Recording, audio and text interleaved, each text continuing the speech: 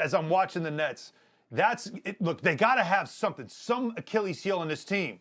Right. Because they've got so much firepower. You're going to have to try to keep up with the offense. If you have enough offensive firepower to do it, you can.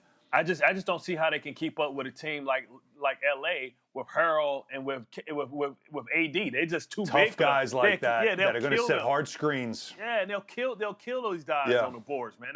They're too big. They got to go out and try. It's crazy because the Lakers already have their Marquise Morris and the Clippers have the other one.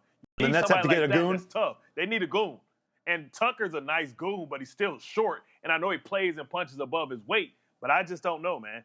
I don't know if that's going to be enough. And well, DeAndre's not going to be on the floor late in games. You can see it. That's even though it's their starting five, that'll never be their finishing five. Right? And he's a poor free throw shooter as well. So they're going to play small, and that's the same thing the Rockets did.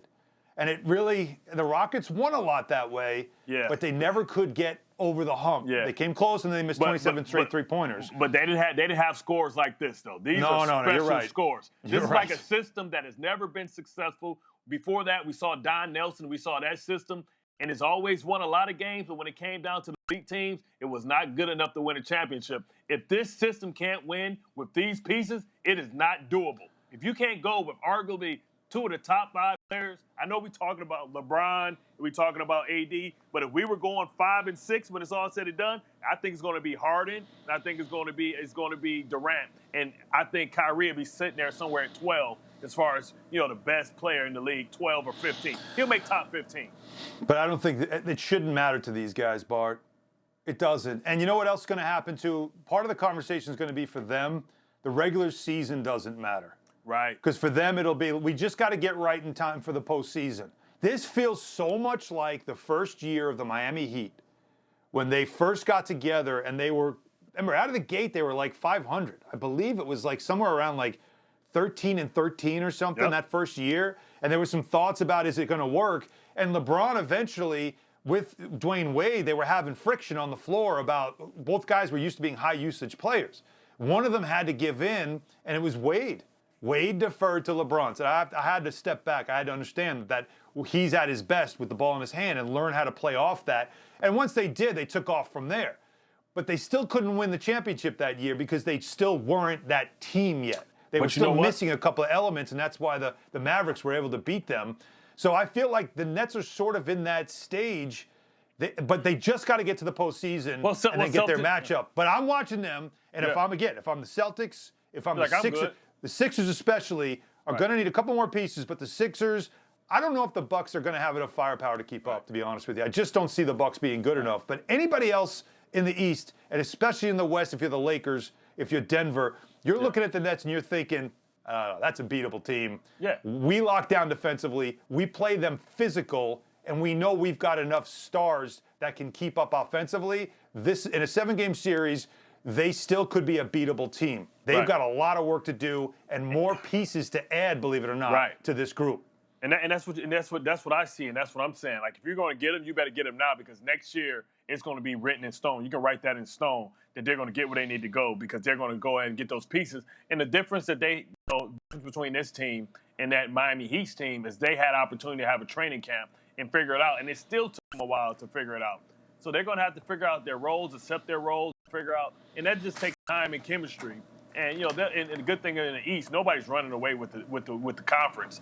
So I mean, I think they want to take their time. I don't like the fact that Durant is playing 50 minutes. I don't like that. Well, I like that Harden. Think about it though, because Harden is getting in shape, right? He's not coming off injury. They're playing him into shape. Yeah, and Kyrie's got to play into shape too, because he's missed 7 games, been out for a while. So and they just need that. They need I love referencing Malcolm Gladwell here. They need the 10,000 hours. Yeah. Right? They need that time together on the floor, going through it, where it's good times and bad times, and just dealing with it, going through slumps, going through mistakes, going through misunderstandings of, I thought you were going to zig when you zagged. Like, all that stuff's going to have to happen, and they've got to do it in real time, because there aren't practice scrimmages and a training camp to do it in. I mean, and that's just going to have to happen right now. Who's the catch and shoot guy? Right? Who's the guy that can come off picks without the ball? No, I'm saying out of the big 3. Who's the guy that can be catch up, shoot? Can Kyrie run off? okay, well, KD, somebody has to be Rip Hamilton. Somebody's got to be coming off staggered screens, pin downs, come up and get easy buckets. It can't just be pick and roll all the damn time. But Bart, you know what though? I'm surprised at you focusing on offense. You and I both know what has to happen. Well, they're gonna have to get grimy. People. Well, they got to get grimy. They've got to have one of them has got to decide that I'm gonna play not dirty, but I'm saying I'm gonna get dirty. Like somebody has to be the one that's going to have that other side of them where it's a little more sandpaper. Well, because right now they're both guys they're three guys that like to play skill and don't like to mix it up too much. Like they like to play just more of a loose street ball kind of game where I still think you need a few people on that team that are willing to scrap. And I don't know if they've got that element on the team. They're missing that. Somebody's got to lead the way when it comes to floor burns. Well, and that's, like I said, that's the concern you have about this group. Is there one of them that is willing to do it? Because it was always Chris Bosh with Miami. Bosh was the guy that was willing to do the dirty work. To me, it has to be Harden, right? For me, because he's the one physically that can match up. He's the one guy that can't get bodied underneath the post. He's the guy that's the uninvited guest. He's like the guy that they added to the group. He's Spinderella. Right? Salt and Pepper was already together. He spin. And they was like, all right, spin, you can be the DJ. But, you know what I'm saying? But we know that he's one of the better people, but he'll never get featured like that because he's the third person to the party. You know what I'm saying? Yeah, it's true. Right. Out of these three, they're all used to being alpha. Right. You know? But physically, I always worry about Kyrie because he always gets hurt. KD is coming off an injury, so I don't want to push him defensively. A lot of minutes, and he stresses so. So the guy that's healthy and the guy that should be hungry for a championship, the one without a ring, got to do the James dirty Harden. work. Thanks for watching ESPN on YouTube. For live streaming sports and premium content, subscribe to ESPN Plus right now.